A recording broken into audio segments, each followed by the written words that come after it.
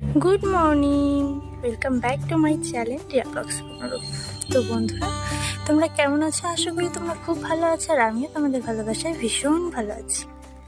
আমি আজকে তোমাদের সাথে শেয়ার করব আমার মর্নিং রুটিন। তো চলো ভিডিওতে যাওয়া যাক। সকালে ঘুম থেকে ওঠার পর আমার সর্বপ্রথম কাজ থাকে বিছানা ওঠানো। তার মধ্যে প্রথম হচ্ছে মশারি ভাঁজ করা, বালিশগুলোকে ঠিকঠাক করে রাখা, বিছানা চাদর টান করা। কম্বল তো খুব একটা এখন লাগে না, তাও ভোরের দিকে যদি ঠান্ডা লাগে ইউজ করি আর কি। এখন তো গরম পড়েই গেছে, সো এখন আর লেপ কম্বল খেতার কোনো দরকার নেই। তবে বর্ষাকালটায় কি হয়, যখন বৃষ্টি থাকে না, তখন হালকা হালকা ঠান্ডা ঠান্ডা লাগে। সেই জন্য অনেক সময় দেখবে রাতের দিকে ভোরের দিকে বৃষ্টি হয়, সেই জন্য ওটা রেখে দিয়েছি। যদি ঠান্ডা লাগে তখন আমি ওটা ইউজ করি। এবার আমি ঝটপট করে বালিশগুলো গুছিয়ে ফেলবো।